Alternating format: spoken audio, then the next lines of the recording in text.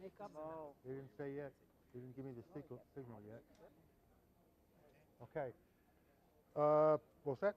All right. Good evening, everybody. This is the March 19th, 2014 meeting of the Planning Board of the Town of Smithtown. We're going to begin with the Pledge of Allegiance and ask you to please join us.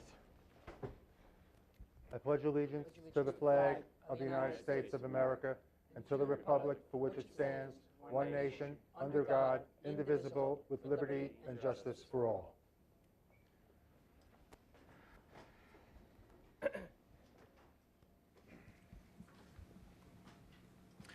Good evening, Mr. Chairman and members of the board. The first item on the agenda this evening, the Planning Department recommends the following items for adjournment as we have insufficient information to act upon them. Under Part 1, Item 1, 2011-01, All Seasons Motor Lodge. Item 2, 2012-04, Storybook Homes.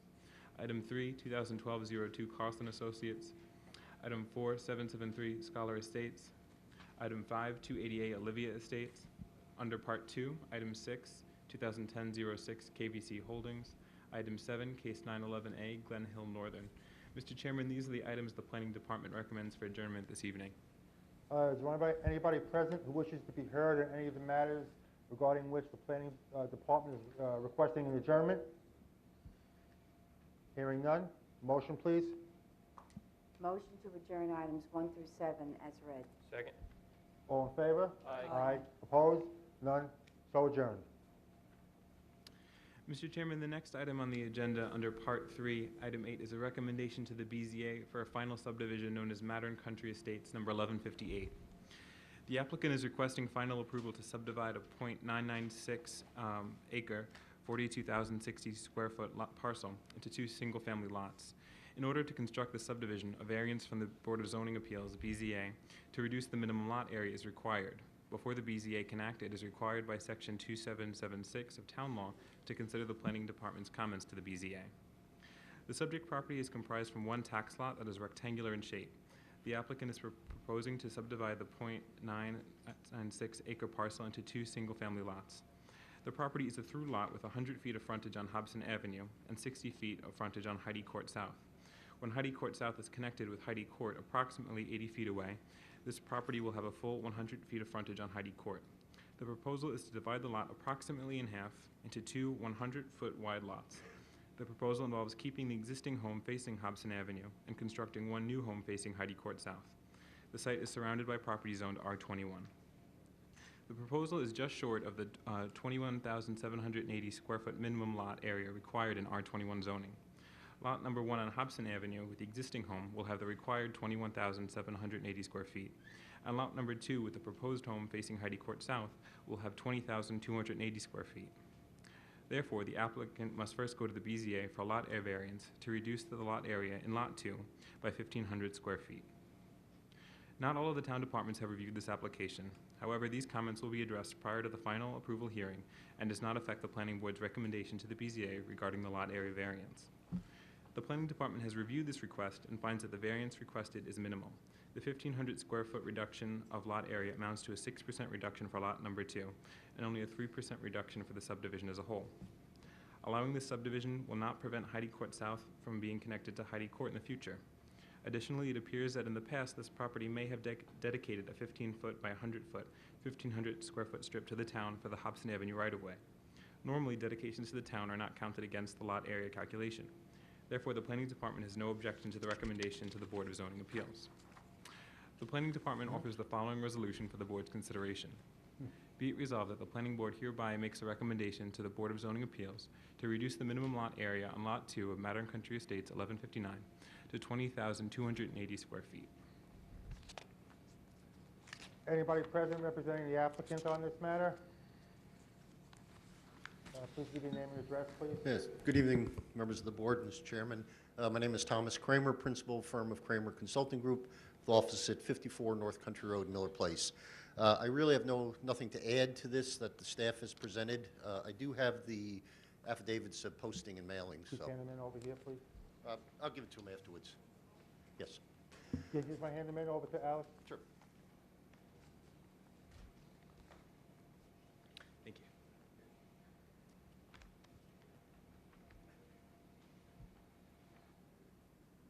I have Mr. Chuck Matterton here with me today also, if the board has any questions, but the staff report was accurate and complete, and of course, we agree with his recommendations. Okay, anybody in the audience who wishes to be heard on this matter? No? Any questions from any members of the board? For this gentleman or the other gentleman that he has with him? No? Okay, then we need a motion, please, on this matter? With respect to number 1159, Mattern Country Estates, I move that we adopt the resolution as read in accordance with the recommendation of the Planning Department. Second. All in favor? Aye. Opposed? None? The motion carries and the resolution is adopted. Very good. Thank Thank you you. very much. Good night. Okay. Mr. Chairman, I have one question. The agenda shows it as matter 1158, and the memo shows it as 1159. Which is it? It's 11:59. Okay.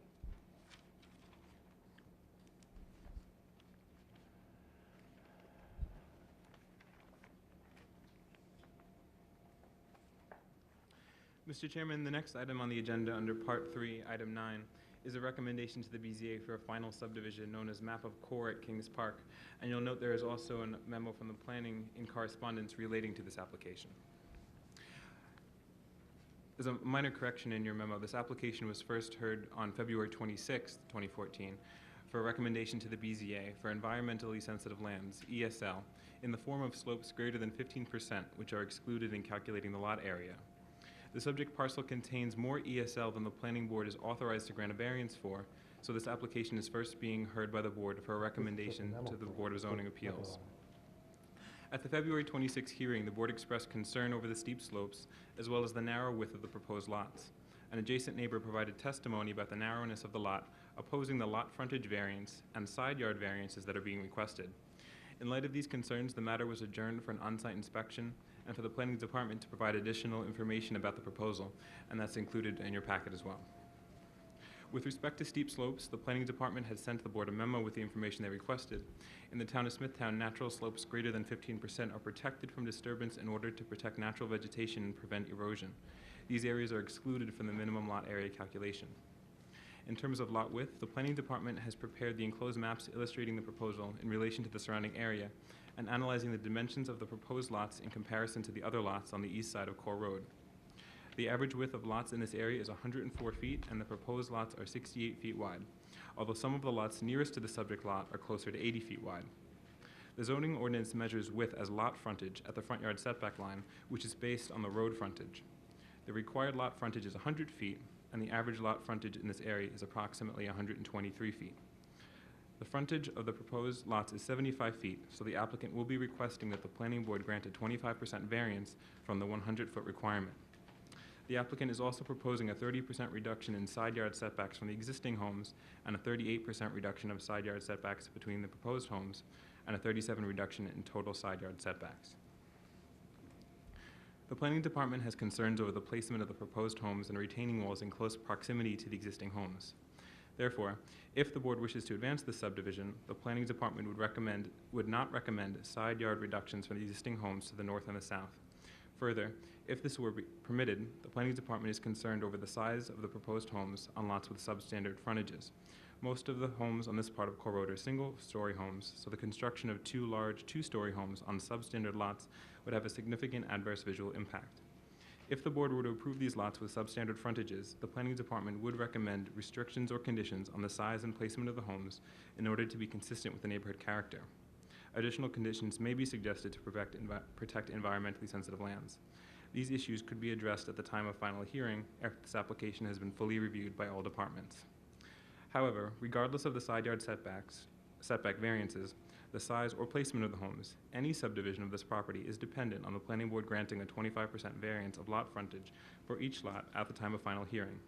Therefore, if the board does not intend to grant this variance at the final hearing, then the pending ESL variance would be null, and the board should recommend to the BZA that the pending variance be denied.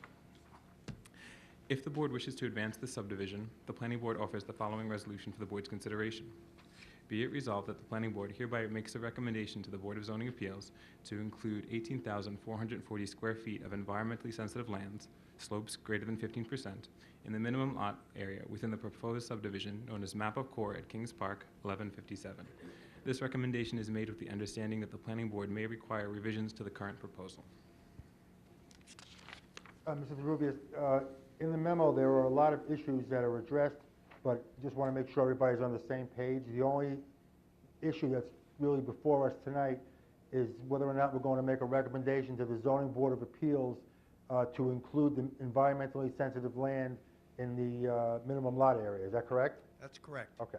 All right, anybody representing the applicant?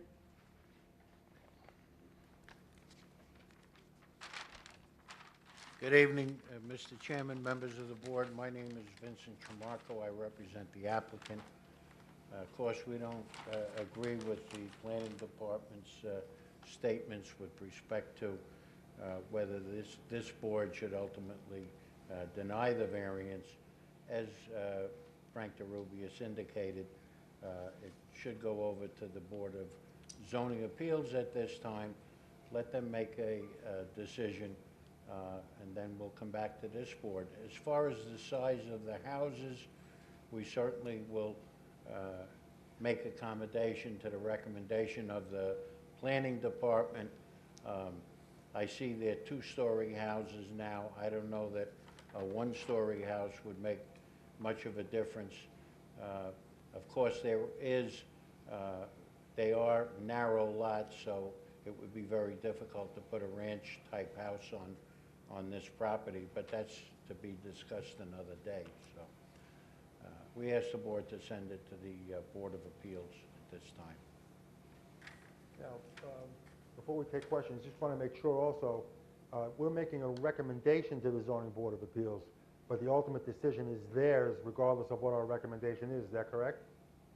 The decision on environmentally sensitive lands, the board retains the subdivision powers that you normally have. I'm just saying on the ESL issue, it's That's really their correct. call.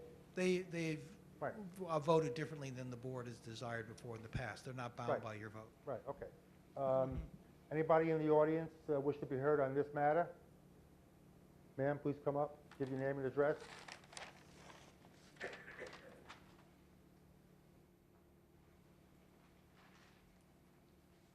Hi, my name is Katie Cardinale. I'm at 207 Core Road, so just on the north side of the property. And I was here at the February 26th meeting as well, so thank you for letting me come back. One of your questions for me was if I had spoken to any of the neighbors. The neighbor at 203 Core Road, just on the south side, she had planned to come with me, but she had a wake. So she did write a letter. I'm not sure who I'm supposed to give this letter to from the owner at.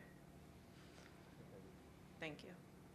She's also very, very concerned about having two houses there pushed up against her property line. And I didn't hear from the comments if the on-site inspection was done. Everybody's been there? Yeah. I was there Saturday. We've all been there, I think, since the last hearing. And I didn't hear any thoughts from that on-site inspection. We'll wait to hear from the public, and then I'll offer some comments. Okay. Because it's been raining, I was walking up and down looking at it more, and she had the same concern. The drainage from that, on that side of the street, it actually has carved almost like a small river, so when it rains, through that side. If you put two houses, the house that would be on the south side would be built over that creek. And I don't know how that's, I'm not an engineer, so I don't know how that's possible, but her concern was that they would have to move the drainage to go into her property, and that's a significant amount of water when it rains. And I just wanted to verify or reiterate that these setback variances that are needed in order to build two houses would be very, very undesirable in that neighborhood. That's all. Okay, but I just want to make sure, the only thing that we have before us tonight is whether or not we're going to recommend to the Zoning Board of Appeals whether they're going to include what's defined as environmentally sensitive lands. That's because some of the slopes are more than 15%. To have the Zoning Board of Appeals include those lands in the minimum lot area calculation. I know it's maybe somewhat technical, but I understand. those lands are not included unless somebody affirmatively states that they are included.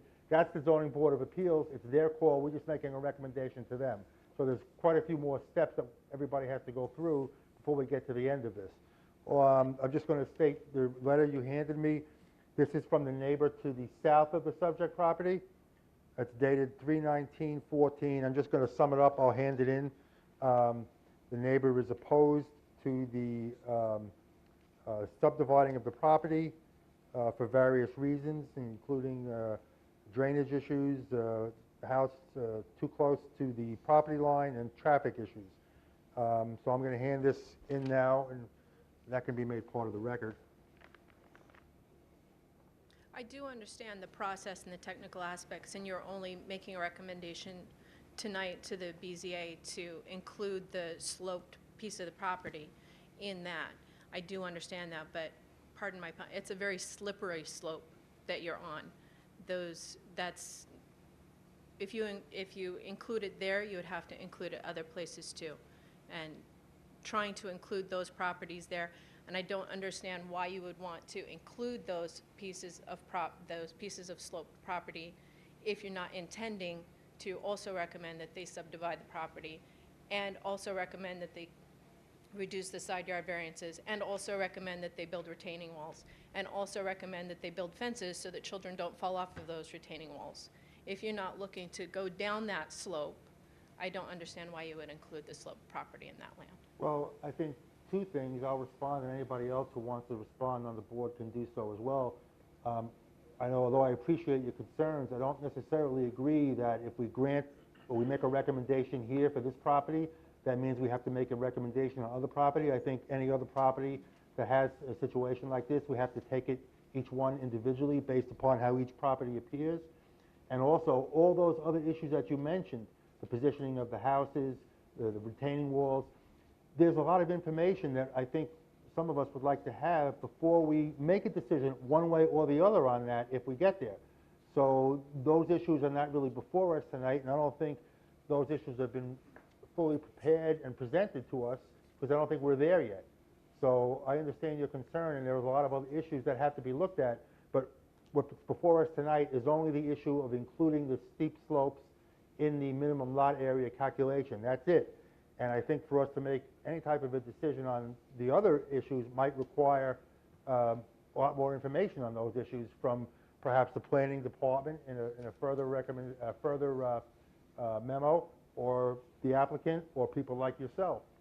I appreciate the due diligence that you're putting forth. Okay. I do. Thank you. Anybody else in the audience wishes to be heard on this? Any questions from any members of the board on this application? Yes. The last attachment, we have the topography map. I was on site Saturday morning, and it appears that about, looks like 30 cubic yards of fill have been added to this parcel. And I don't think the topo map accurately reflects the present condition on site.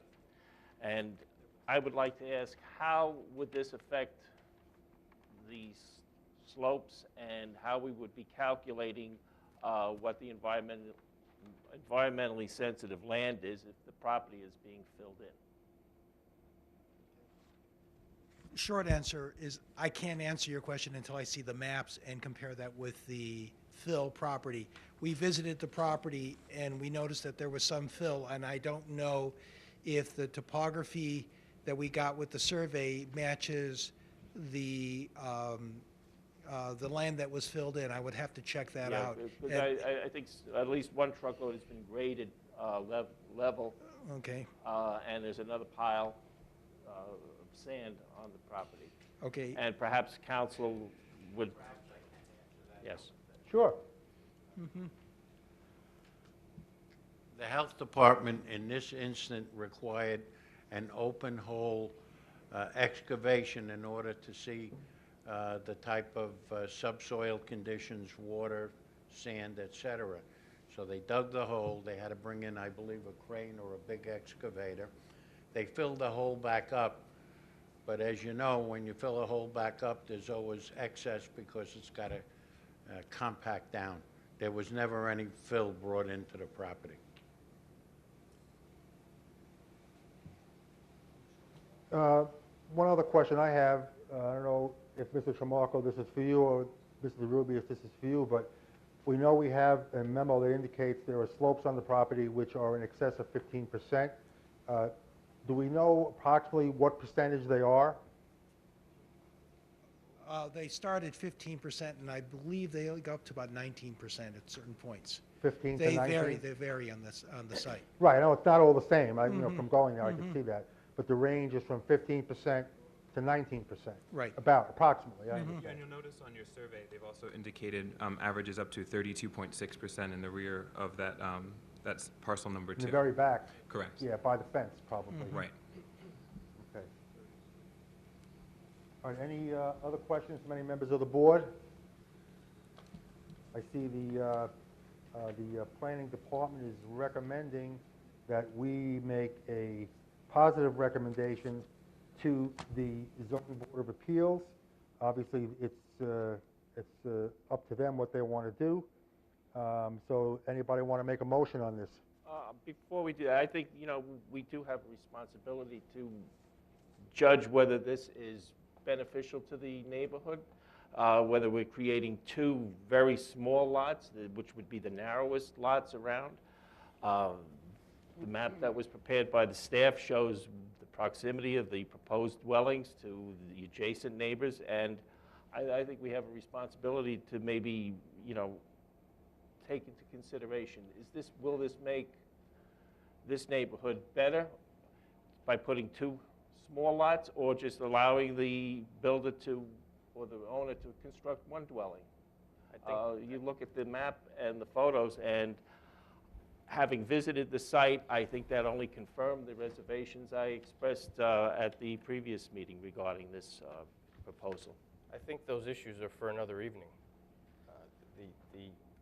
When we're being asked to approve or disapprove a subdivision, I agree with you, all that has to be taken into consideration. But this is a limited application with a very narrow issue, so the applicant can go to the Board of Zoning Appeals. I see no reason to hold that up whatsoever. All those issues are for another day. Mrs. Rubis, do you agree with that? That in other words, a lot of the issues that Mr. Chase has brought up, those issues ultimately may be addressed by us in determining the final subdivision, but technically they're not before us right now. We're only talking about the inclusion of the ESL in the minimum lot area calculation. Okay, well, there's a way to answer that question, several different ways, but what you're correct that what is the issue that is before you is the environmentally sensitive slopes. And it's a judgment call on the board as to whether or not you feel that that should be calculated in the particular area. I mean, you could say that, no, we don't think it should be calculated, and that's a judgment that this board may render. What would the effect of that decision be? Well, I think actually the Board of Appeals may just simply say they routinely have granted these variances to include it. And I feel that the more critical issues are the subdivision issues, that where the placement of the house is, the size of the house, if we're going to go down that particular line. I think and the distance between the homes, whether or not the retaining walls are built on the site, those are the critical issues. However, you know, whether the board can vote, render a decision, it's certainly your call as to whether or not you feel that the environmentally sensitive land should be included or not included in the calculation of lands. That's your decision. It's our recommendation. It's actually Yes. the zoning board of appeals decision, Right. correct? Now, My feeling is basically on this that that's not the critical issue, and I think the board will render a decision into that particular, because they've done so in the past routinely. But I do think that the more, and we try to note this in the original memo, that does not, our recommendation does not imply that we will not place conditions or be concerned with other issues that are on this particular site. And obviously, what the attorney said, Mr. Tramarko, he disagreed with me on some of those issues.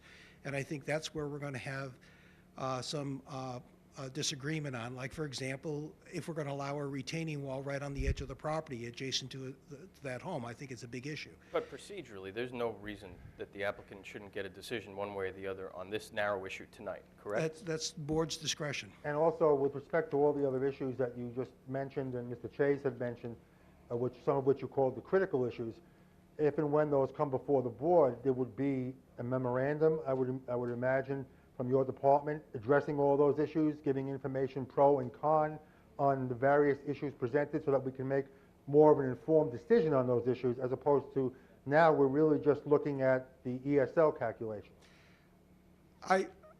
This is a hard one. It's a matter of policy for the board. We were dividing up was the process between the Board of Appeals and what would go back before this particular board.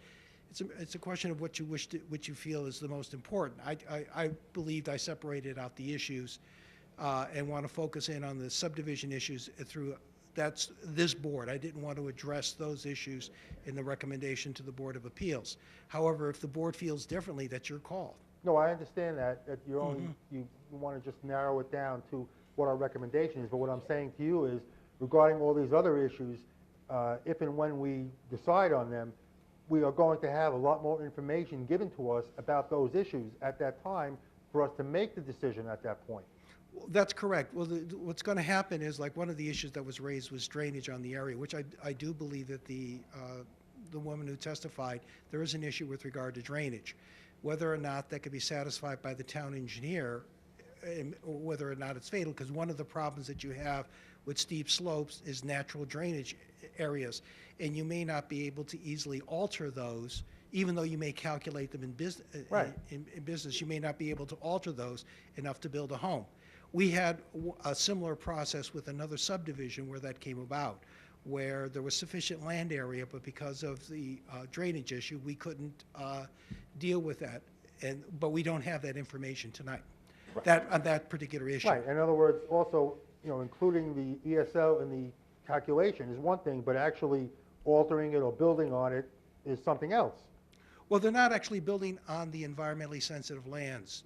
The homes themselves are actually they're on slopes, but not on the steep slopes. The steep slopes are more back towards the rear of the property, and they're subtracted from the lot area as a matter of course. Right, unless the Okay. variance is granted. Okay, practically speaking, there's not an engineering question why homes cannot be built on the property from a steep slopes point of view. In other words, building the homes is not the issue. The issue is whether or not you should calculate lot area into this subdivision so that at least the applicant has sufficient lot area for a subdivision, and whether that could be considered. I understand, and the other issues about where they're going to be built and where the houses are going to be situated in the final map, and also the retaining walls and all those issues will be really decided at another time. Well, the planning department divided, it was our response first to this. We divided the questions in what I thought was the more important questions. The more important questions is whether or not the environmentally sensitive slopes is the issue in this particular case, and I felt it wasn't. However, I understand Mr. Chase's argument that this is the beginning answer to that question, and whether we should address that. The only way to really bring that is to bring that before the board as a full subdivision matter and review it as a subdivision.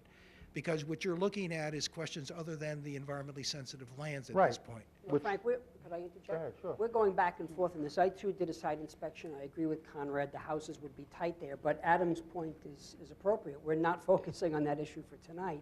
Let me ask you a question, since I'm sitting on the board a little more than a year, Conrad, a couple of months. Has this board, in past years, given your longevity with the town, approved including environmentally sensitive lands with this degree of slope in land area Yeah, calculations? well, the Board of Appeals routinely has this. It is common that they include it. The planning board is given the power, by the way, to count steep slopes up to a certain amount.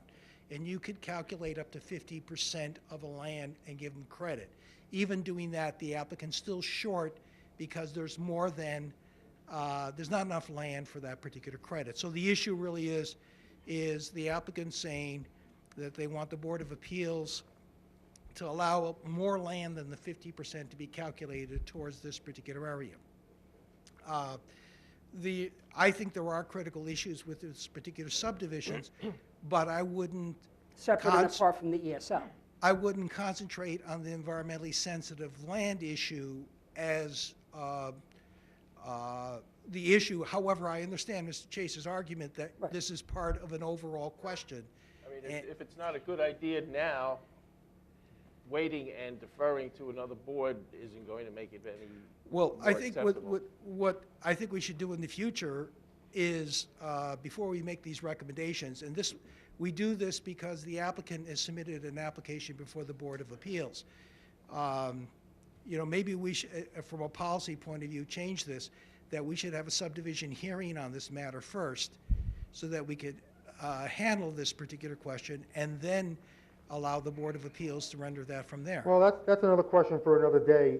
Agreed. But by making the recommendation to the zoning board of appeals regarding the environmentally sensitive land calculation, we're not binding ourselves one way or the other regarding all those other issues that will come up at the final subdivision, correct?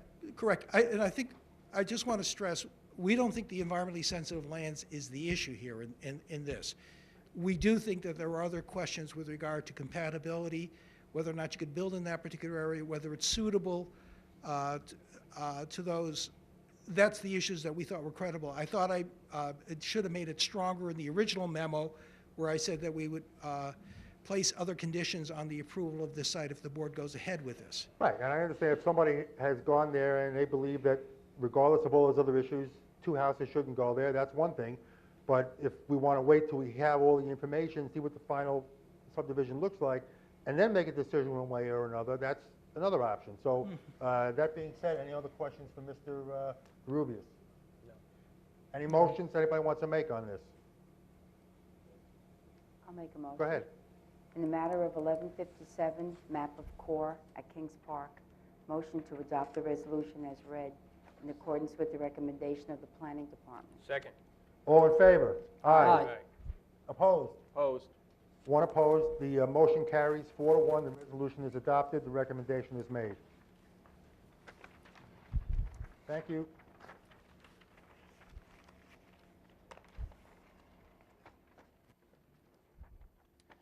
Mr. Chairman, the next item on the agenda under Part 3, Item 10, is a waiver request for Winston's Run in Wisconsin, number 1092. There's also an item in correspondence from the applicant regarding this request. And additionally, you have the minutes from the previous hearing that you requested, as well as a letter from a resident in this case. This application for a street tree waiver on Dara Court was first heard on June 19, 2013. At that meeting, the applicant requested a waiver of all 26 required street trees, 19 new street trees on Dara Court, and 7 on Old Nichols Road. The Planning Department determined that existing preserved trees along Old Nichols Road could be substituted for the 7 on Old Nichols Road, but at least 14 street trees could be reasonably planted along Dara Court. Therefore, the Planning Department objected to this request insofar as street trees are a standard design feature of all subdivisions within the town. And further, street trees are beneficial to the environment, provide a cooling effect during the summer, and are considered to increase property values. At that meeting, the applicant indicated that the current residents were opposed to the planting of street trees. The planting board requested some documentation to support this and adjourned the case for an on-site inspection. At the request of the board, the minutes from this meeting are enclosed. The application has been adjourned 14 times. During that time, at least 2 residents have contacted the planning department stating that they do want the required street trees to be planted. On February 20th of this year, the planning board received a letter from Mr. and Mrs. Pombo asking that the trees be planted. At the request of the board, the matter was rescheduled for tonight's hearing and the applicant was notified. The board should also note that their approval of the performance bond for this subdivision has expired. The applicant, Michael Weinreb, has indicated to the planning department that the company no longer exists and therefore he is unable to plant the street trees. He asked the board whether they would consider accepting a payment to the street tree fund in lieu of planting the trees himself. The applicant was bonded for $125 per tree, and the planning department found that at least 14 should be planted. Therefore, the planning department would not object to a payment of $1,725 to the street tree fund in lieu of planting the remaining required trees. However, given the demand for street trees by the current residents, the applicant should arrange an agreement with Highway or Parks Department to purchase and plant the trees on his behalf at the locations determined by the engineering department. Alternatively, the applicant can arrange to have 14 trees from the approved planting list planted by a private landscaper or nursery at locations determined by the engineering department. The planning department offers the following resolution for the board's consideration. Be it resolved that the planning board hereby denies the request of Michael Weinreb, doing business as Winston's Run at Wisconsin LLC, to waive the requirement for the installation of 26 street trees within the subdivision known as Winston's Run 1092. However, in lieu of planting the required trees, the board would accept a payment of $1,750 to the Street Tree and Sidewalk Fund with an agreement from a town department to plant the street trees on Dara Court. Anybody here on behalf of the applicant? No. Have we heard from the applicant? Any phone calls, I have a letter. emails? You have a letter that was, it should be separate. Mhm, Oh, this is the letter here, okay. mhm.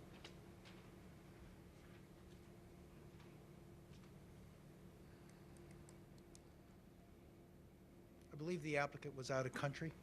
That's what he indicated, yes. Mhm. Did he indicate that in a telephone call? Yes, It's not indicated in the letter that he's out of the country. right. All right, so everybody has the letter. The applicant indicates he can't be here. Apparently, he's told somebody that he is out of the country, is requesting an adjournment. I don't see any reason why he shouldn't get the adjournment if he is out of the country, why he shouldn't get the adjournment if he is out of the country and he made an effort to contact us and request it. So anybody want to make a motion on this? Yeah, I'll move to adjourn till the next meeting. Anybody want a second? Second. All in favor? Aye. Opposed? None. So adjourned.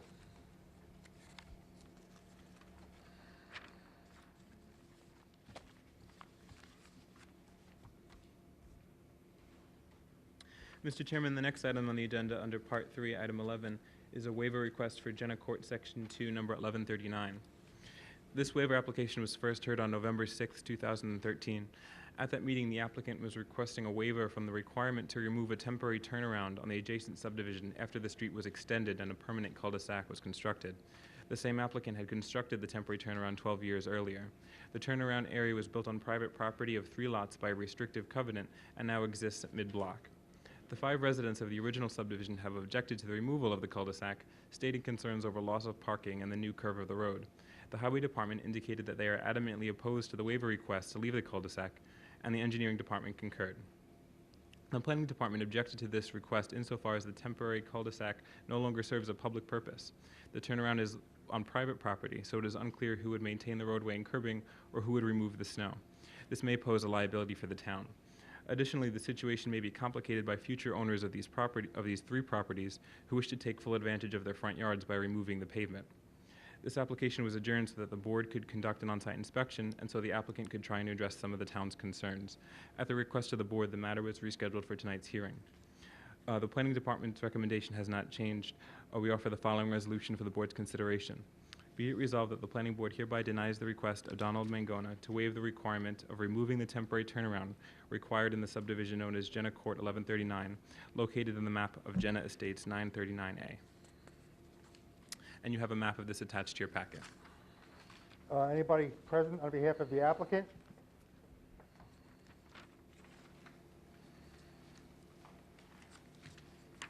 Mr. Chairman, members of the board, my name is Vincent Tremarco. I represent the applicant. I spoke to Glenn Jorgensen, I think it was this morning or yesterday afternoon, and it's no secret that he is opposed to it. However, he made a suggestion which we don't very much agree with, but he indicated that maybe we could run a curb following what the road would have been had this cul-de-sac been closed, had these 2 half circles been filled in, and brought back to the property of the adjoining homeowners. And then he said, well, you can put a curb cut in the curb to get inside, and you can leave the asphalt. Well, that probably, we don't agree with that either. But I asked the board to think about this as really it's additional parking for the homeowners who want to keep it as parking. If these homeowners want to do that and they own the land, then I'm not so sure that the board shouldn't allow them to do that. It's really additional parking for the owners of the 3 lots, as you can see there, and it would just stay the way it's always stayed. We wouldn't be dedicating it to the town. It would be private property, as it is right now, only. Actually, you really don't have to do anything. I don't even believe you have to take the easement away, but we could do that. And the homeowners would be responsible for anything that happened in that area, as they really are right now, because all the town, or the, I guess it's the town, has an easement to do their plowing with the temporary turnaround, but the homeowners are still legally responsible for anything that happens on their property. So I don't see the town being responsible. I do see the homeowners being responsible, but they want it, and you have letters to that effect. As far as future homeowners, well, when they buy, if the board agrees with our contention, then we could put in a new, well, we wouldn't call it an easement, a restrictive covenant that says that that has to stay the way it is, or call it a permanent easement. So we asked the board for its favorable consideration. It's not that the builder, Don Mangona, doesn't want to do it. The people don't want it. So I think that sometimes we have to see and think about what the people want in the area. I see no liability issues with respect to the town. I understand Mr. Jorgensen's concern. He thinks he would have to maintain those two half circles, but I'm sure that the homeowners would agree that he doesn't, and it would continue to be, it would be somewhat like a private road. So we asked the board for its favorable consideration. Mr. Tramarko, when you mention a restrictive covenant to keep it as is, you mean to keep the pavement where it is now? Yes. So that if a future homeowner took it or bought from one of the existing homeowners, that that they would not be able to take away the pavement, they'd have to stay there? I'm sorry, what? That they would not be able to take away the pavement would have to remain? Yeah, it would Okay. stay, and that seems to be what they want. And the discussion you had with Mr. Jorgensen, he indicated a possibility of putting a curb in over the pavement as it is now, Well, and putting- keeping the he- pavement there? I think what he meant was putting, as a compromise, putting a curb in where the road would have been if you filled it in and had to put if you filled in the two half circles, and you were going to continue the road, you would have to put in a new curb. The problem with that is that then you would have to put in curb cuts. I think it would be, more dangerous, because you would see asphalt on the other side of it, and I don't know what would happen with the plow trucks. But that's what he did say to me. He didn't agree to anything. He just thought that might be a suggestion. But I'm sure, I mean, he didn't send you a letter to that effect or anything like that, I guess, right? I don't have anything to that effect No, either. he just told me that verbally, but we wouldn't want to do that either, because I don't think the homeowners would want that. Mr. Tramarko, were the 3 homeowners directly affected by this cul-de-sac amongst the 5 that are objecting to its removal? It's 3 homeowners that are affected. Don? Right, but it says the 5 residents of the original I subdivision. can't hear you, I'm sorry. It says the 5 residents of the original subdivision have objected to the removal of the cul-de-sac. Those 5 include the 3 that are Oh, directly yes, affected. yes, you're right. There's not any one of them that wants the land for lawn or any other purpose. No. There may be some more questions, but before we give those questions, ask those questions of Mr. Tramarko or Mr. DeRubius, is there anybody else in the audience who wishes to be heard on this matter? No. Any other questions? Sorry. Go ahead. You want No, to I'm ask good. some more? I'm good now. All right. Well, I might have a couple. Well, go ahead, Adam. I don't doubt you in your representations regarding the homeowners, but you mentioned that there was letters, and I don't see any letters in my packet. I believe the letters Mr. Chamarko was referring to were given out at the original hearing. Okay. You don't have them in this packet too, but Well, we might does- have them in the file Does here. planning stipulate to the representations that all 5 homeowners would like it to remain as is, We did receive a letter Yeah. to that effect. from yes. each one of them? I believe it was one letter with all of their signatures, a petition. All right, good enough. So in other words, the 5 homeowners who live in this area all signed a letter saying they want to keep it as is. Yes, those on Jenna Estates. Okay. Now, Mr. Tramarko, also, you mentioned something about parking. Did any of the homeowners ever mention to you anything about any of the children in the area playing there? Because I see basketball hoops there, and it seems like there's room for children also to play there, which wouldn't be there if we took away the cul-de-sac.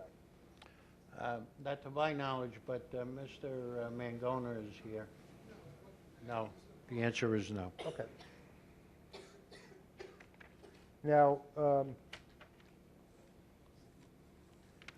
Mr. DeRubio? Sorry, we have the petition here, and as a correction, I believe there are 3 signatures on Three the petition. signatures, okay, 3 of the 5?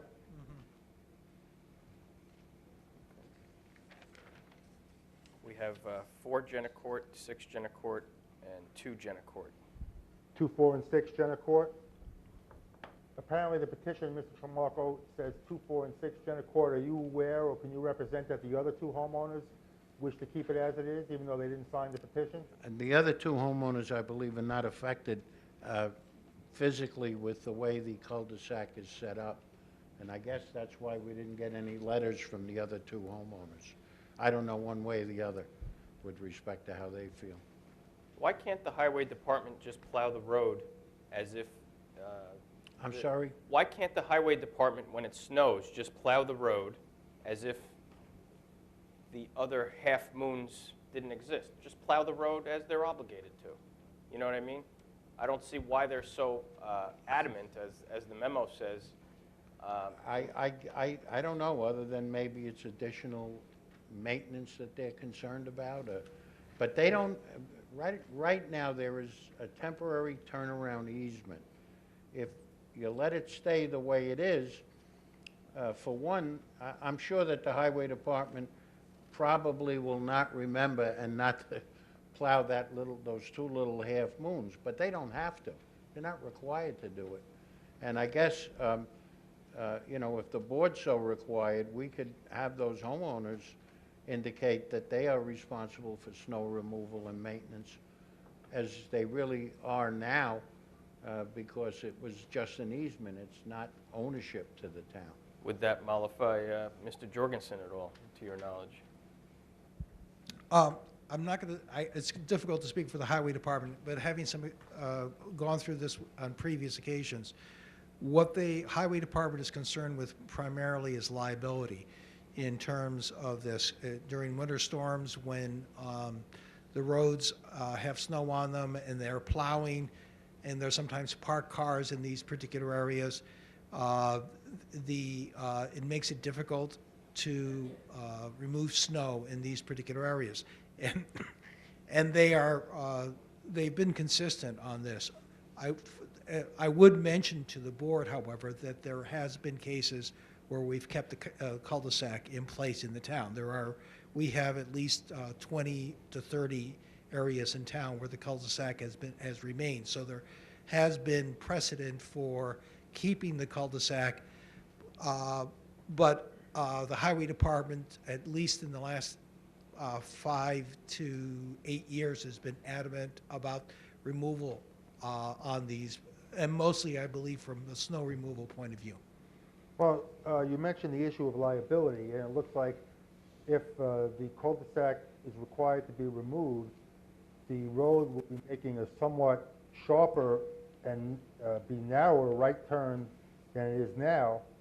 And regarding that issue, although I know it's not my area of expertise, the municipalities do enjoy some amount of immunity regarding liability for how they design and set up roads. But has anybody looked into how municipalities affirmatively changing the design of the road or requiring the design of the road to be changed would affect their liability? Well, this road was laid out very clearly with that arc in it, and the 2 half moons on both sides are private property that we have easements on. So the town has already laid out this road, and the arc really has been planned, you know, for a turn. This is for us trying to defend the highway department. It's really the highway department should address this directly to the board so that you can render a better decision. What I might ask, if the board wants to explore this particular matter, that I could request that a representative from the Highway Department appear at the next meeting to at least explain their position to the, because I think I'm doing a disadvantage to try to explain It's their not fair to you. position. But, Right. yeah, I'd like to hear why they can't just plow as if the road, as if those two half-moons didn't exist. Why can't they do that? We should clarify, in that scenario, the homeowners would be snowed in. Yeah, They'd I have mean, to- but hey, that's what right. they want, right? I mean, they're obligated to clear that area because it's their property. I think he has, I think the Highway Department has explanations with regard, Right. we've discussed this, but it would be inopportune for me to, be like the Sure. third party No, I describing understand. it. Absolutely. I And understand I your think position. that I could request that they, I believe the highway superintendent would probably welcome coming to this board. Sure. So I'll ask him if he could send, represent him or his deputy to the next planning board meeting, at least so that you could query as to why. I Someone- would also note that the final, this is not a lightweight issue. The final matter for the dedication of this road is up to the highway superintendent. So there's been a couple of cases where the highway superintendent has refused to accept a road. I don't want to get to that particular scenario, nor do I think this board does. I think we want to work cooperatively with the highway department. I would just ask that you coordinate the highway department's appearance with Mr. Tremarco's office. I think it We'll would be certain to do that. Yeah, someone from the department, whether it's Mr. Jorgensen or someone else from the department, or, which I think would be the best, or at the very least, a specific memo from them addressing why they take the position that they do. I think you're going to want to have questions Most I likely. think it would be, Mr. Jorgensen has previously been here before the board, if you recall, 2 years ago on a matter. He was, I believe that he would be cooperative with this board and want to come, or at least send a deputy. And this way, when the board has questions, because the memo may not address your specific issues with regard to it. I think what he would probably write is already the summary of what I told you. And you would want to then know more details. And I think it would be best if he appears, and that way you could render a decision with regard to this. Frank, it would be helpful if whomever appears is familiar with what's going on with the other 20 or 30 cul-de-sacs. They don't have to account for them all, but how are they plowing those? Because Adam, I think, makes a very good point. Why can't they just plow regardless of the extra land? Again, I think that's one of the reasons why he is against them. But I don't want to speak on their behalf, because it's only like hearsay of what I'm doing. And I think it'd be more appropriate for the highway superintendent, since he's in charge of this and he's responsible for the roads, to explain to this board why he feels this way. And I will ask him that if he will do that. Right, I mean, let them come and speak for themselves, basically, and give their own reasons. I just would ask a question. If the application is denied and the cul-de-sac has to be refigured, that would call for a removal of all of the asphalt on the outside of where the proposed new road would be? Yes. And then the homeowners who are adjoining the existing cul-de-sac, their lawns would be extended out to what would be a And new their curb? driveways, And yes. their driveways? Correct. Yes. And who's going to pay for all that? The builder. And The builder will be required to seed the property. That's the only landscaping that the builder would be required to do. But extend the driveways. It would be the responsibility of the builder. Is there any way, do we know if these homeowners really understand what they're asking us to do here? I mean, like Alex pointed out, they're going to be, if the highway department just plows right through and they're snowed in, I don't think they're going to be too happy, especially with the amount of snow we've been getting. Well- So I don't know if anybody could speak to that, if they understand what they're asking. These are issues I've discussed with the planning, with the highway superintendent. But again, I feel it's not my role to answer Right. those questions. I think, some things like precedents, the things that already exist and the problems that he faces with existing cul-de-sacs, I think he would like to address to the board. And, I think in the past, the highway department has acquiesced on some of these cul-de-sacs, and I think they've had, at least has been consistent in the last, let's say, 8 years, to be opposed to it. And that's based upon, I would believe, their experience in this particular area. But they, I believe, are the, they should answer and respond to the board as to why, what the details are. Because I think there is, I think Glenn has been, as even talking to Mr. Tramarko, he tries to be accommodating and come up with solutions that, to split the issue up, but he is, they've been consistent in what they've been recommending, at least as far as these goes. Now, Okay.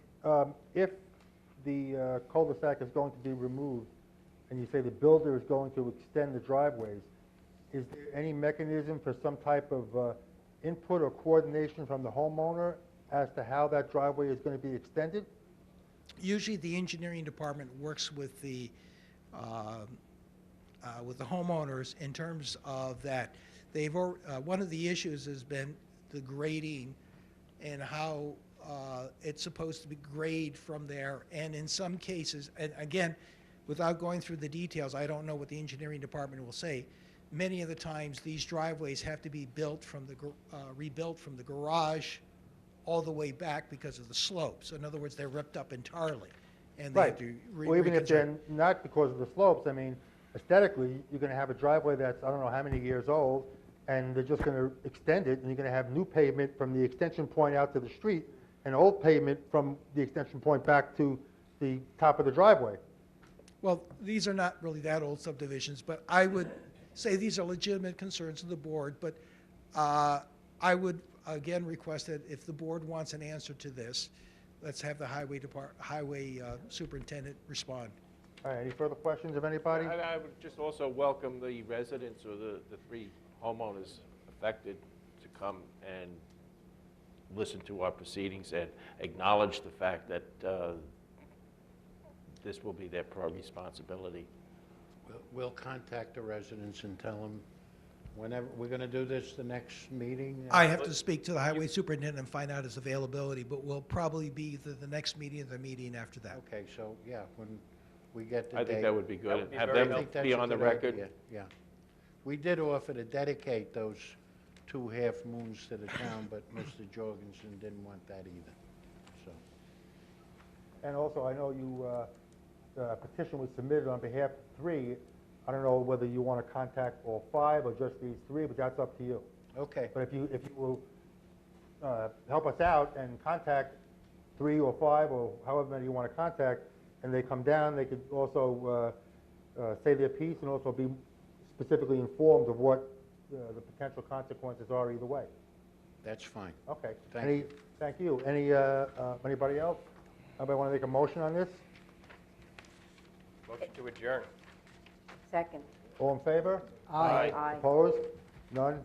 So adjourned.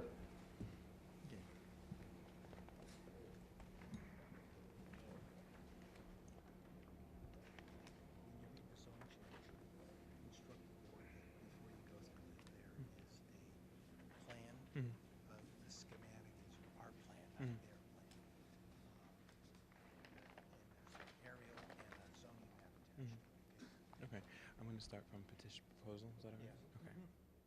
I think Okay. it Mr. Chairman, the next item on the agenda under Part 3, Item 12, is a zoning petition from Bolo Long Island Operating Group, number 2013-06.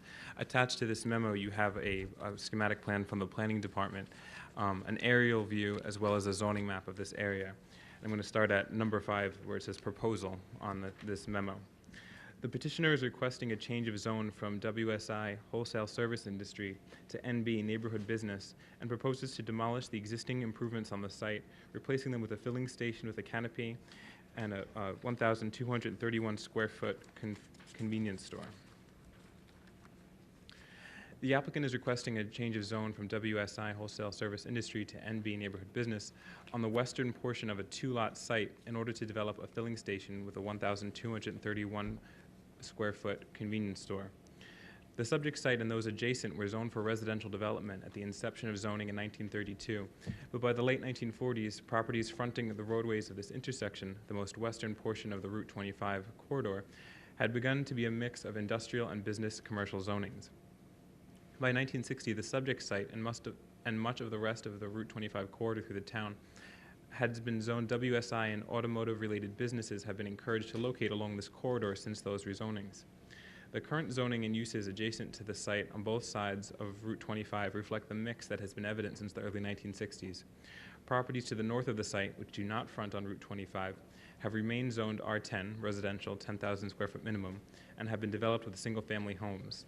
To the west and east of this site, properties are zoned WSI with a car wash and a tire store to the east and a vacant land to the west. Further west is a bank, a motel, and a counter-service restaurant. Further east is a lot zoned for shopping center business, SCB, and developed as a small shopping center and a bowling alley. Across routes 25 and 454 from the subject site is a shopping center in NB zoning. At the triangle created by the divide of Route 25 and Route 454, the three westernmost properties facing Route 25 from the south are zoned WSI and developed with counter-service restaurants, one of which is currently closed, and the three westernmost properties facing Route 454 from the north are zoned WSI and developed with office building uses. This area, one of the major entrances to the town, extending from the town line east to the Sunken Meadow Parkway, is described in the current draft of the comprehensive plan as a commercial center. Commercial centers may be located on major roadways, as this one is, but do not rely on the volume of traffic alone to attract customers. Centers are destinations in themselves because of the mix of services in a relatively compact area. This center has developed with a mix of zoning categories that provide retail, professional, and service facilities. Normally, we examine a rezoning request in the context of the town's comprehensive plan or how the plan may be amended. Because this petition requests a change to zoning that is entirely different from that of the adjacent properties, it would usually be considered a spot zoning, and such should be denied as inconsistent with the comprehensive plan. However, the zoning in this center being fragmented, i.e. a mix of SCB, NB, and WSI, there is no zoning pattern to look for consistency. With such a commercial center, any land use request should be evaluated as to whether it is beneficial and compatible with the other uses rather than considered separately for a specific zoning category. As is true for other business and industry centers, such as the Smith Haven Mall and the Hauppauge Industrial Park, it is important to look at a commercial center as a whole, examining how the center serves the community and what infrastructure or other issues affect the efficient functioning of the center. The objective of such an approach is to identify the critical issues and then adopt policies that respond to those issues. Centers would be well served by the adoption of an overlay zoning district because designating specific zoning for specific parcels will not in itself ensure effective design or functioning of the commercial center as a whole. An overlay district guides development by establishing requirements that may be more or less restrictive than the general zoning requirements to meet specific goals of the respective areas. This is the approach currently under consideration for the Hauppauge Industrial Park. In reviewing the request for NB zoning for the subject site, there are two main issues. One, providing efficient traffic circulation for the area, including safe access to and from the site and adjacent sites. And two, providing a buffer for the residential properties at the rear of the site. The ordinance requires a 50-foot buffer from residential properties in the NB zone, but the site plan as submitted does not include a sufficient buffer at the rear of the property, along with adequate parking on site. One of the primary concerns for this commercial center itself is the effective management of traffic circulation. The site design for the area will look at traffic circulation and traffic generation for any single parcel only as part of a larger system of the whole center. For example, limiting the number of driveways that exit onto the main roads is a key component of circulation management, which may be achieved using techniques such as cross-street access and shared parking. In turn, this will aid traffic flow and circulation. It will be important to consider how access to and from the subject site will affect traffic circulation throughout the entire area. That is, how the subject site fits into the mix of zoning and uses, and how development of the site may affect the functioning of Route 25 corridor in this entire commercial center. The subject site is located at a section of Route 25 in which opposing traffic lanes are separated by a median with a raised curb. This is at the point in the roadway where two state routes, Route 25 and Route 454, are also separating from each other, and travelers coming from the west must choose between the two routes. Traffic coming from 454 heading west is also being funneled into Route 25. Any entrance to the subject site should only be allowed from the westbound lanes of Route 25, and any egress should be allowed only onto the westbound lanes for Route 25. No access should be allowed to or from the eastbound lanes of Route 25. The site plan submitted with this petition shows two-way driveways from the site onto Route 25. The Planning Department will consult the New York State Department of Transportation about the best access to and from this site prior to making a final recommendation on this petition. The subject site is part of a larger site that includes the car wash business on the east portion of the two lots. These two uses can be compatible in close proximity because the difference in peak business times for each. Filling stations and convenience stores do not usually generate significant traffic in themselves, but rather they benefit from and have their heaviest business periods during peak travel times, such as the morning and afternoon travel to work times. Car washes, on the other hand, tend to be more affected by the weather and be busy during off-peak hours for commuters. Although decisions by the Board of Zoning Appeals, BZA, in 2011, Case 1-16247 and 1-16305 permitted the car wash to be developed without cross-access with the subject site. Cross-access between the two businesses should be required as a condition of approval to help both businesses avoid having traffic queuing in the roadway. The previous development on the site included the 50-foot buffer from properties to the north, a building larger than what is currently being proposed by the petitioner, and a pump island with a canopy. Therefore, it appears that the site can be developed without infringing on the rear buffer area. More importantly, the existing residents north of the site are close enough to the affected area, close enough to be affected by the use on the site and should be protected from unnecessary impacts. The attached conceptual site plan demonstrates one approach to site design to address the concerns discussed above. The Planning Department recommends that the board make a field visit to the site prior to making its recommendation to the town board and suggests that the board consider in its review the following as possible restrictions on the approval. The required 50-foot buffers must be provided for the adjoining residential use to the north. A covenant shall be executed by the petitioner to assure that any variance from this requirement shall void the change of zone approval. Access shall be limited to right turns in and right turns out only. Cross-access between the two businesses shall be required to help both businesses avoid traffic queuing in the roadway. A covenant shall be executed by the petitioner to assure that any variance from this requirement shall void the change of zone approval. The following is a response dated December 17, 2013, has been received from the Suffolk County Planning Commission. Pursuant to the requirements of sections A 14 to 23 of the Suffolk County Administrative Code, the above reference application, which is submitted to the Suffolk County Planning Commission, is considered to be a matter for local determination as there are no apparent significant countywide or intercommunity impacts. A decision of local determination shall not be construed as either approval or disapproval. Mr. DeRubius, hearing the memo, at this point, there is no specific recommendation from the Planning Department on this application, one way or the other, as of now. As of now, we are going to prepare after the board does its site inspection, going to give a specific recommendation. All right, thank you.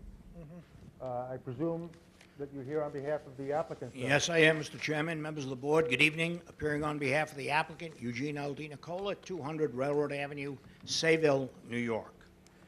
Let the record reflect, Mr. Chairman, that the affidavit of posting, the affidavit of compliance with notification provisions, and the certified receipts have been submitted to Mr. DeRubies. The applicant is requesting a change of zone of the subject premises from the present WSI, Wholesale Service Industry, to NB, Neighborhood Business, to redevelop the site with a new gasoline filling station having a canopy over 4 dispenser islands, each containing 2 dispenser pumps plus 2 diesel dispenser pumps and a Boulevard convenience store. The area within which the subject premise is located, I will describe as follows. To the north are residences. It's residential to north, R10. To the east, along the northerly side of Jericho Turnpike, is the Comac Car Wash, immediately adjacent to the site. Proceeding further easterly is the Mavis Discount Tire Operation, Ruth Boulevard. Then on the east side of Ruth Boulevard is the Birchwood Plaza Shopping Center, the Comac Bowling Lanes, and so forth. To the south, across Jericho Turnpike, you have the Macy's Plaza Shopping Center, Comac Florist, Comac Corners Shopping Center. To the immediate west on the north side of Jericho Turnpike is a recharge basin, and the Roslyn Savings Bank, the Comac Motor Inn, and White Castle, and then, of course, Town Line Road. Jericho Turnpike on both the north and south sides is predominantly and overwhelmingly commercial in development. The subject parcel is located on the north side of Jericho Turnpike, 234 feet west of Ruth Boulevard. Jericho Turnpike, as we all know, is also known as New York State Route 25. Now, Veterans Memorial Highway, and there is an aerial to my lower left, which is also known as New York State Route 454, meets Jericho Turnpike slightly east of the subject parcel. The subject parcel contains 40,597 square feet of plot area. It has a frontage on Jericho Turnpike of 224 feet approximately. It has currently erected thereon a closed gasoline filling station consisting of a canopy with a brick kiosk sales area and a 5-bay repair garage. The subject site, as indicated, is zoned WSI. The applicant proposes to demolish all of the existing structures that exist on the property. The canopy, the kiosk, there's also a shed, and the I believe it's a 5-bay repair garage. The applicant will erect a new canopy with dispenser islands beneath and a new convenience store known as a Bolo Mart. The convenience store will contain 1,231 square feet of building area. The new canopy will not be angled, and I'm sure a site plan has been submitted, or an existing plan has been submitted to the board with its package. The current canopy angles north, I guess it's northeast, southwest, and is very close to Jericho Turnpike at its southwest portion. The new canopy will not be angled as presently exists, and it will be oriented with Jericho Turnpike as indicated on the site plan to my left. The canopy will have a clean, neat appearance. We do have an elevation of a canopy. Whether or not it happens to be the particular brand that's shown on a canopy, which may be Mobil, maybe Sunoco, that has the branded gasoline has not been determined as yet. The convenience store will have a classic architectural appearance, and the convenience store elevation is in front of the table, as you'll notice. It'll have a classic architectural appearance with brick veneer pilasters or pillars at the four corners of the building, an extended portico entrance with columns, beige coins on each pilaster or pillar. Pilaster is a rectangular column that is at the four corners of the building, as you'll note. The total floor area ratio of the convenience store is 3% of the site. Of the total square foot area of the building, now we're talking about the convenience store building itself, 615 square feet will constitute the sales area. The balance of the building is utility, storage, office, cashier, handicap restrooms, and coolers. The total FAR of the building, that's the convenience store, and the canopy will total approximately 10.8%, substantially less than what currently exists there. Currently, there's an approximately 18% floor area ratio coverage with the canopy and the existing repair bay building.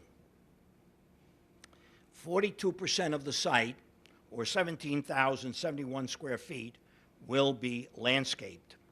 The site will be heavily and densely landscaped along the northerly side of the site, adjacent to the residences. Now, the site development for parking regarding the convenience store will exceed the requirements. 13 is required. The applicant is providing 16. The parking for the convenience store, with 13 spaces, is in addition to the fueling positions at the dispensers. There will be 2 curb cuts on Jericho Turnpike for ingress and egress in the new site plan. Currently, the site has 3 curb cuts. The applicant will be eliminating one of those curb cuts. There will be no repairs or auto maintenance conducted on the site. All lighting will be retained on the site, and the site is more than adequate for the proposed use. There are traffic control signals on Jericho Turnpike east of the site. And there is a traffic control at Veterans Memorial Highway, obviously where Veterans Memorial Highway enters a Jericho Turnpike.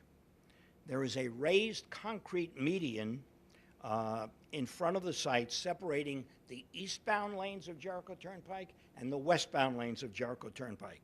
So there will be no left-hand turns into the site. All traffic will move in a westbound direction with regard to the site. Although the curb cuts shown on the site plan show an ingress and egress, obviously that just permits a car to enter one of the curb cuts, but it will enter from the right and it will exit to the right. So no left-hand traffic going out, obviously, and no left-hand traffic coming in. Everything flows westerly. Excuse me. A traffic engineer will address the traffic issues following my presentation. Gasoline filling stations, with or without convenience stores, are not destination points.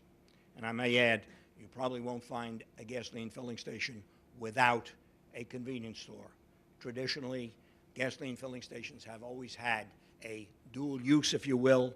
For years, it was repair bays, and that morphed into convenience stores because the repair bay operators, could not afford the equipment necessary to repair the current cars with their computers and so on.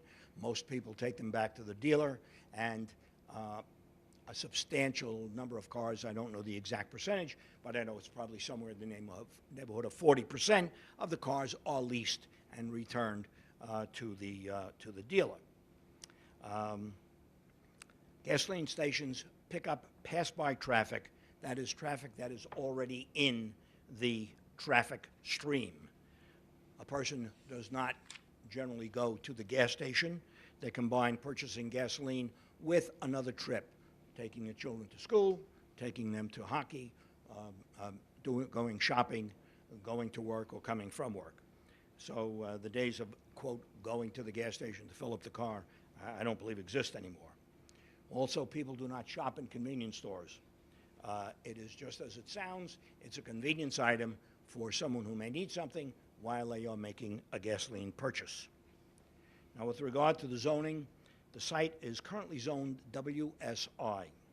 The zoning district permits a filling station as a special permit used from the Board of Zoning Appeals, as does the NB district, to which the applicant is requesting the change. However, in the WSI zoning district, the building structure may not exceed 1,000 square feet of gross floor area if it's a new filling station with an existing convenience store area whereby no retail sales may be had in the building in excess of 350 square feet. So you have that limitation on size in the WSI zone. The applicant is proposing 1,231 square feet, which is only 231 square feet larger than the ordinance permits as far as the gross building area is concerned. And the sales area, as I indicated, is 615 square feet, or some 265 square feet larger than the 350 permitted as a convenience area in the WSI zone. So the difference in sizes, or the differences in sizes, are not excessive. Aside from those differences, though, the bottom line is a gasoline filling station with a convenience store may be erected on the site. The applicant requires a change of zone to NB because convenience store sales, as I indicated, exceed the 350 square feet, and the building exceeds the 1,000 square feet. Therefore, it is considered a retail establishment under the zoning ordinance, which requires the change of zone to the NB district. In reality, it is the modern manner of marketing in the retail gasoline business. The uses, the convenience store and the gasoline filling station, are integrated and compatible in the current retail sales business for gasoline filling stations. If the change of zone for the development proposed by the applicant is recommended by this board, there will be no appreciable impacts. The site has had an operating gasoline filling station since approximately 1995. Now, it has been closed for a substantial period of time, but 1955 is when there was a base station on that site. I vaguely remember it. In 1965, the repair bay building was, the current building was erected and used as a tire dealer and repairs. In 1978, the present gasoline filling station facility with the canopy and the kiosk was constructed. And the old base station, this is my recollection, not 100% accurate, it was my dad who was building a station in St. James at the time, was constructed. As I indicated, there were 3 curb cuts at this particular site. Now, the existing canopy for the service station and the pumps are much closer to Jericho Turnpike than the canopy which is to be erected by the applicant. So that's a benefit, getting rid of that canopy, getting a new canopy. This canopy is going to be set back parallel with Jericho Turnpike. So that is certainly a benefit to the site. The repair bay building currently existing will be demolished, removing a large structure from the site, thus reducing the FAR, floor area ratio, on the site from approximately 18% to 10.8%. The site, as proposed, will have a much better design for ingress, egress, on-site traffic circulation, and certainly much better in appearance architecturally and landscape-wise. There will be no activity behind the building, and it will be densely landscaped. I know the planning advisory report said we don't want anything in the 50-foot setback. However, the current building, the repair bay building, if you look at it when you make your inspection and go behind it, it was all blacktop behind it. And blacktop goes all the way, I'm going to say almost back to the property line where they repaired cars, or the cars were moved in and out of that repair operation. So it is not a pristine area. It is blacktop in not so great shape, but the 50-foot setback has been used. And if you look at the car wash next door, that use with the queuing line goes all the way back to the property line. And that's immediately adjacent on the east. Now, as I indicated, there is no activity behind the building, and it will be densely landscaped. The applicant will erect a berm, plant Leland cypress, as many rows as is necessary to create a thick screen for the neighbors to the north.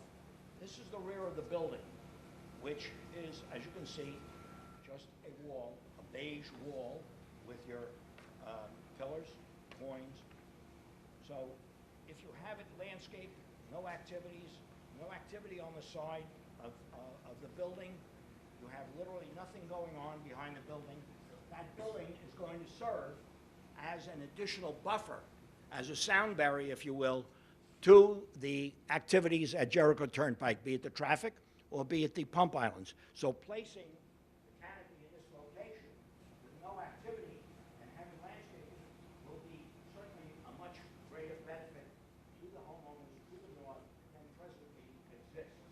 Everything is out the front door. There is no deliveries on the side. These little doors you see here are for electrical maintenance. They're not for entry. Just open the door and there are panels, and that's only in the event of maintenance.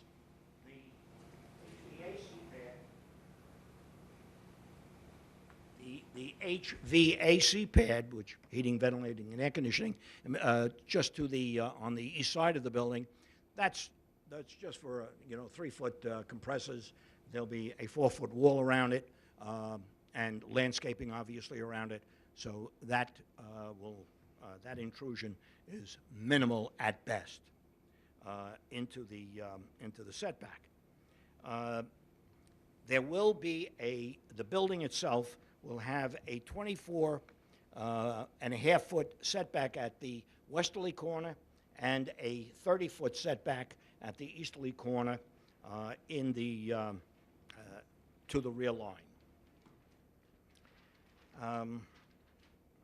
Now, the balance of the property, which is approximately 198 feet, so you have a 50-foot building, and then the balance of 198 feet will have a 50-foot setback or greater on the east side. You'll notice it goes, I think, up to approximately 60 feet.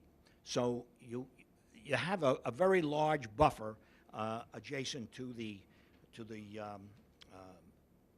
R10 zoning district to the north, and the intrusion, if you will, of the building will actually be beneficial because it will serve as a sound barrier, literally, to Jericho Turnpike.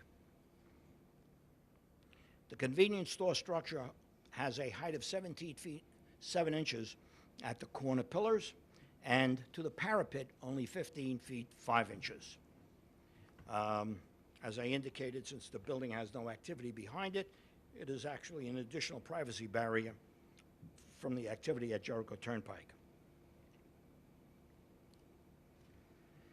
The area within which the subject premises is located has a mixed zoning pattern. WSI, R10, SCB, NB, all is indicated in the Planning Advisory Report. All of those zoning districts are within proximity to the subject site.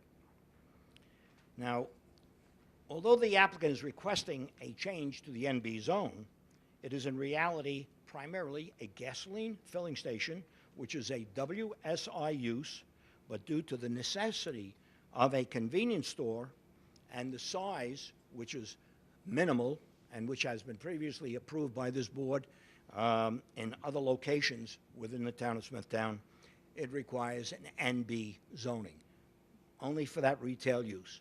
But it's a WSI use in reality.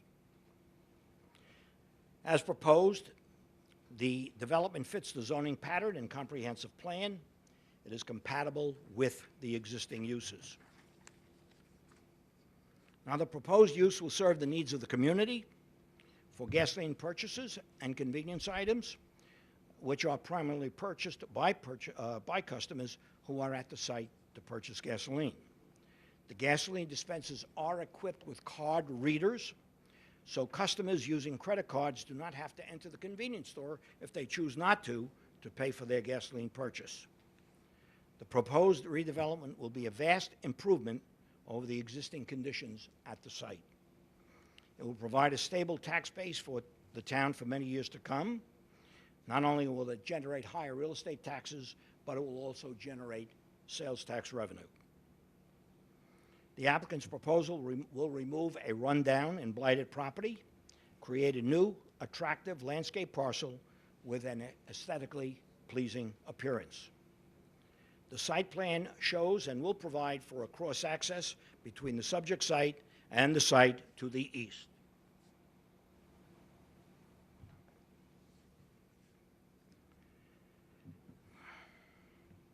The redevelopment of the site will generate approximately 30 jobs during construction and approximately 8 jobs in the operation of the convenience store and filling station.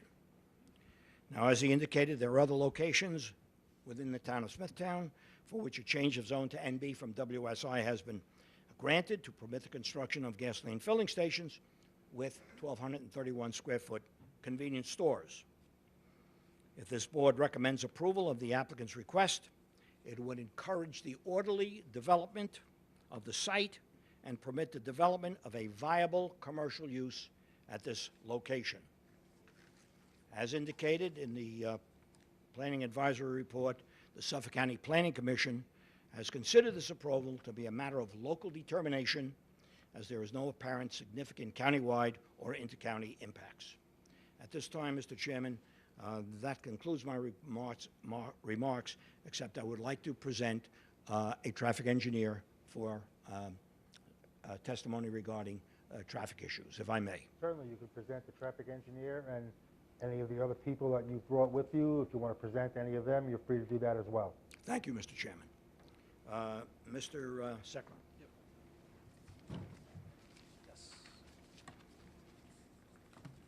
Just please give your name and your Yes. address for the record, please.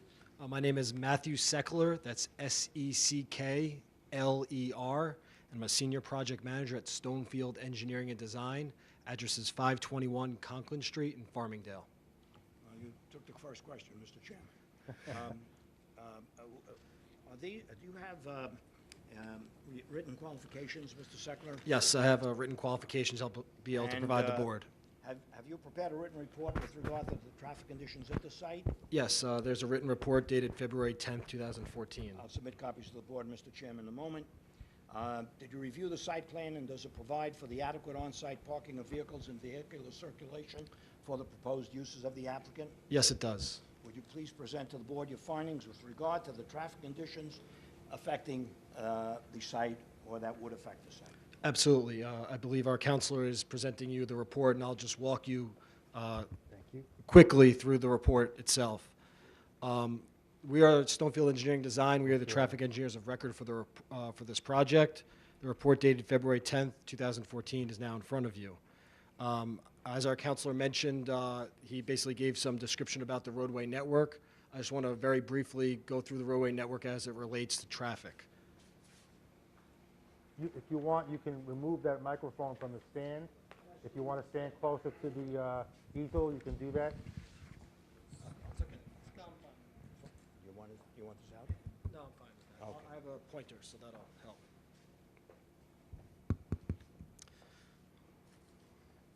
The site, as our counselor mentioned, is at the northwest of the signalized intersection of Veterans Memorial Highway and Jericho Turnpike.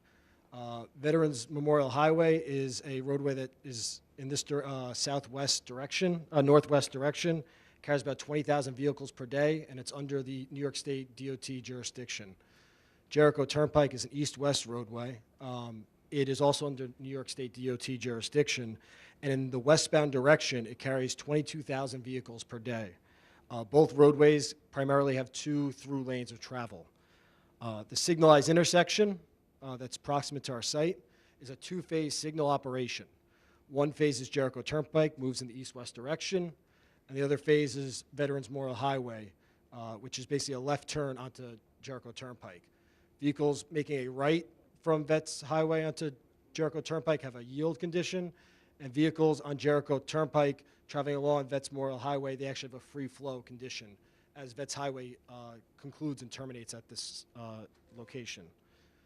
The intersection has a 110-second cycle, which means that if you approached Vets Memorial Highway on the amber, by the time it got to the amber the second time on Vets Memorial Highway, it would be 110 seconds. We performed traffic turning movement counts at this intersection on a very cold Thursday, January 23rd. It was about 10 degrees outside, but schools were in session. We determined the peak hour was between 7:30 and 8:30 in the morning and 5:30 and 6:30 in the evening.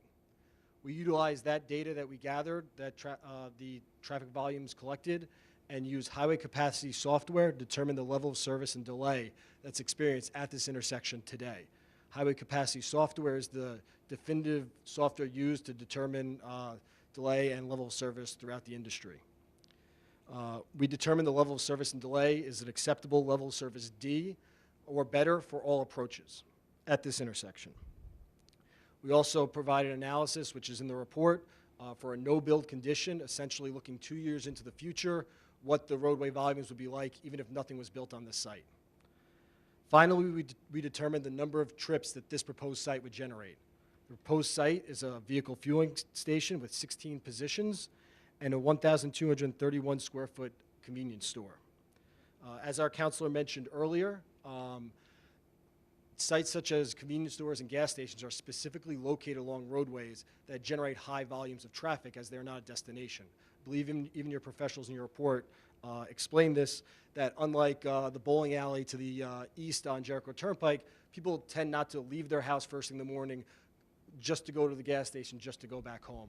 They tend to go along as a part of a trip chain, primarily on their way to work. They'd be driving along Jericho Turnpike, stop in to get some organic coffee from the Boulevard here, and enter back onto Jericho Turnpike on their way to work. On their way home, they may go and stop on their way home to pick up the kids and get some gas and continue on their way. The Institute of Transportation Engineers, which is the definitive source that provides trip generation projections, recognizes that 62% of the vehicles that will be using this store are already on the roadway today in the morning and 56 in the evening. This is the conservative average estimate the Institute of Transportation Engineers have found. There have been studies that have shown that up to 80 or 90% of traffic that use these types of stores are already on the roadway before the store is built. The number of new vehicles that we'd be expecting to use this site and enter the roadway network compared to the volume on the roadway is very minimal. There are over 2,000 vehicles that travel westbound along Jericho Turnpike in the morning peak hour. We're expecting about one new car to enter the roadway every 2 minutes. So you're talking about one car every 2 minutes versus 2,000 cars an hour on the roadway in the morning. And the evening, again, we'd be expecting new vehicles that would be coming to this site to account for less than 3% of the volume that's on the roadway during the peak hour. Therefore, it could be concluded, and by using the highway capacity software, that this intersection and the site driveways will operate at acceptable levels of service consistent with what exists today. I would also like to bring up site plan exhibit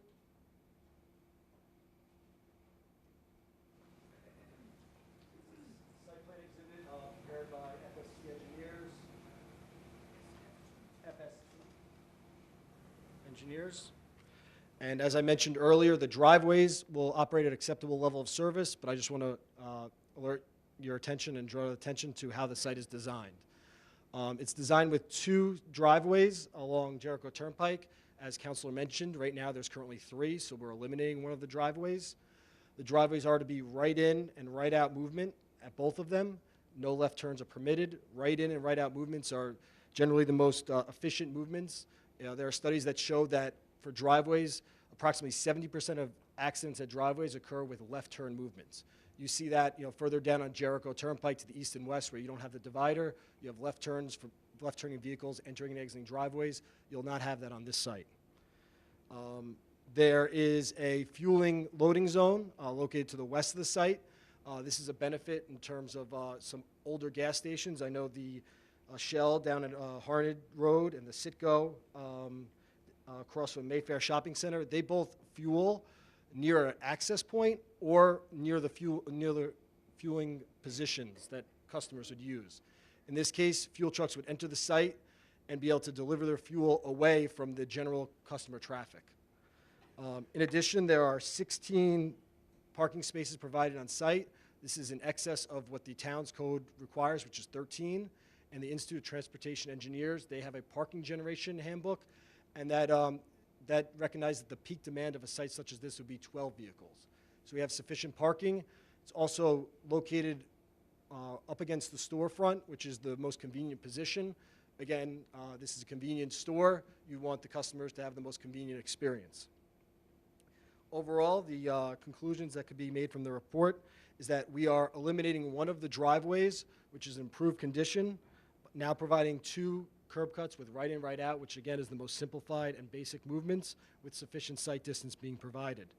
In addition, we are upgrading and modernizing the entire site, providing landscaping where there currently is not landscaping, and providing a service that fits the current demand of roadways, of the users of the roadway.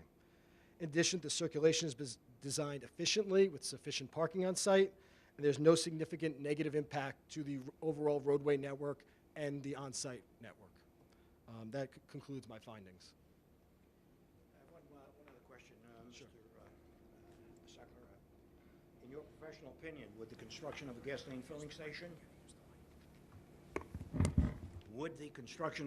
filling station convenience store at the location as proposed by the applicant create any unsafe vehicular situations at this location? No. Okay, thank you very much. Thank you, Mr. Chairman. I only have one other comment. The existing repair bay with that, it had a blacktop area behind it. It's pretty much broken up, or if it's there. But they used to have tractor trailers behind there, I recall. Maybe the town may be aware of that, where they delivered tires and everything. So what is being proposed by the applicant at this location is going to be an enormous improvement for the residences to the north, even with the convenience store located as proposed by the applicant. Thank you very much, Mr. Chairman, members of the board. If you have any questions, we'd be pleased to try to answer them. Your initial presentation is concluded at this point? Yes, Mr. All right, Chairman. so what we'll do is we'll see if anybody from the audience wishes to speak or ask questions of either you or the traffic engineer, and then we'll get some questions from the board. So first off, is there anybody in the audience who wishes to be heard on this particular matter? If you do, please come up to the microphone, give your name and address. You can speak, you can ask questions. It's up to you.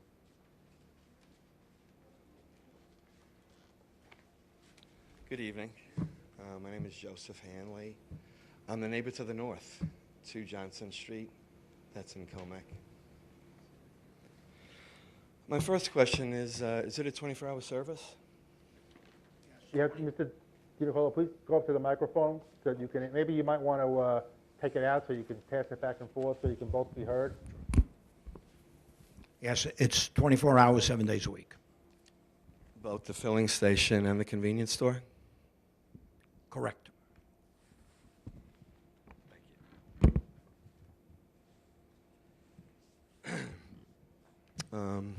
I've resided there since July of 1998. So for 3 years, there was a 24-hour service station there, and it was a nightmare with the noise pollution, car alarms, radios, and whatnot. It was horrible. I strongly recommend that you go down and you see geographically how the piece of property is like triangular or pie crust. So I question now whether we even have a 50-foot buffer to begin with, and the proposal lends itself to cutting further into what is already, I don't believe it's 50 feet. So the convenience center would bring about, I believe, a number of problems. Kids hanging out, refuse and whatnot, the dumpster situation. And again, living there since 1998, as it stands now, it's a nightmare with traffic, despite what the engineer's statements and surveys and estimates are. And this would just further compound issues, that it would magnify traffic that much more. Probably between the hours of noon forward, it's particularly holiday time, Jericho, and the way it forks off with 454, it's like a parking lot. It's at a standstill. This would just make matters that much worse. And living there since 1998, I never saw tractor trailers behind the traffic bays. That's just not true.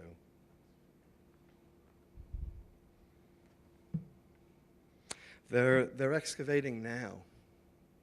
Do you have any idea why they're breaking ground now? And just today they were siphoning out, I guess, the previously existing. It was a service station, so I don't know why they're breaking ground now. They broke up the blacktop and they're siphoning into tankers now. Good answer. I'm going to guess that they're removing the tanks, the existing tanks that were there. They have tanks below the ground, and they're probably going to reconstruct the whole site. That's a guess. You have to ask the applicant, but I assume that's what they're doing. They're permitted to do that without this application. That's something that an applicant's permitted to do. I thought with the variance sign it was pending approval. That's not true? No, the sign that you see there is for what you're hearing tonight is for that application, for this proposal. But what they may be doing is, this was an old gas station, and I'm going to assume, I'll let the applicant speak, that they're removing the old gas tanks and going to replace them. So which they're permitted to do. Right, they're allowed to remove the tanks. So if they remove the tanks and the application doesn't go through, then they remove the tanks. Okay, It really doesn't affect the application really one way or the other. George, the landlord's owner a few years ago, in conversation had mentioned that perhaps it could turn into a professional building. If it comes to a choice, I would vie for that rather than this. I just feel it's a recipe for disaster. Thank you. I'm sorry, sir, who was that person you said you were speaking to? Ms. Rohde's attorney, George Kalinsky? Oh, Sorry. and who does he represent? The landlord, Mrs. Rohde, The owner of the property? of that whole commercial strip, Okay. yes. Now, also, sir, looking at the overhead, it looks like to me there are 3 homes that are bordering on the subject site. If that's correct, which one of those 3 is where you live? I'm closest to the sump, or the water basin. So you would be furthest away from Ruth Boulevard then? The westernmost, yes, Okay. house. You're adjacent to the empty lot there? the front. Correct. Okay. And I don't see how it would improve real estate. I just think it would devalue my property as well as my neighbors. Thank you. Anybody else from the audience wishes to be heard or ask any questions regarding this application? Nobody else? Any questions from any members of the board? I have one. Given the removal of the tanks, I'm just curious, has there ever been a DEC file there? Any history of a spill? I'm not aware of any.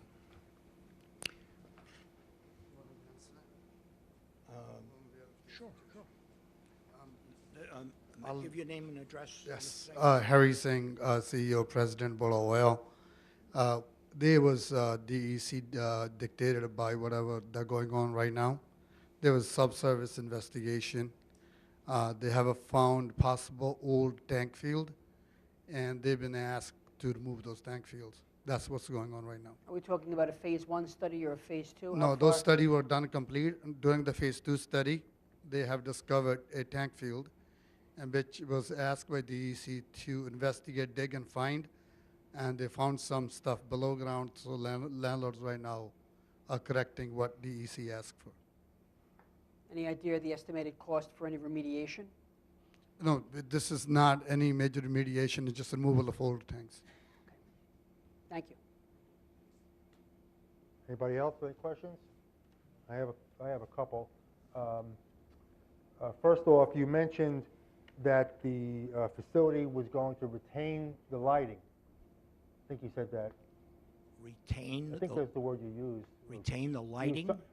Well, are any actions going to be taken to keep the lighting over the pumps from going out? Yes, all of that lighting will be retained in the area where it's located, which is in the front. You'll notice the distance that the canopy is from the convenience store. There will be lighting just directed down onto the pump dispensers. Obviously, there has to be some lighting for safety purposes in front of the building. However, there will be no lighting behind the building, and any lights will be motion detectors. They go on and then they go off in 15 minutes in the event someone goes behind the building. So, but all the lighting will be retained to the front of the building. That's what I... Right, you mentioned that. How is that going to be done? Is that just the way it's going to be set up? Is it going to be, the lights are going to be recessed, or there's going to be low something? lights. There'll be guides on the lights to prevent the lighting from traveling off-site and to the residents to the north primarily. And in fact, the lighting will really, if you can control, the lighting will not glare into the road either, but you have to have lighting on site. I understand. Mr. Chairman? Yes, may sir. I ask, this is something I'll inform the board of. When the applicant submits a site plan, this is something the town board considers fairly seriously. They have to submit a separate lighting plan. And that lighting plan has to be gauged in two ways. One, all lights have to be shielded and face downward. and they're not permitted to point in any direction an open source to a residential area.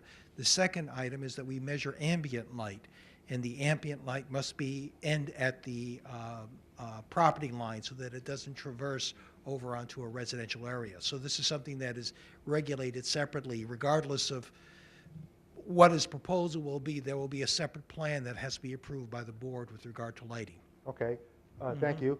Also, where is the refuse going to be kept in between garbage pickups?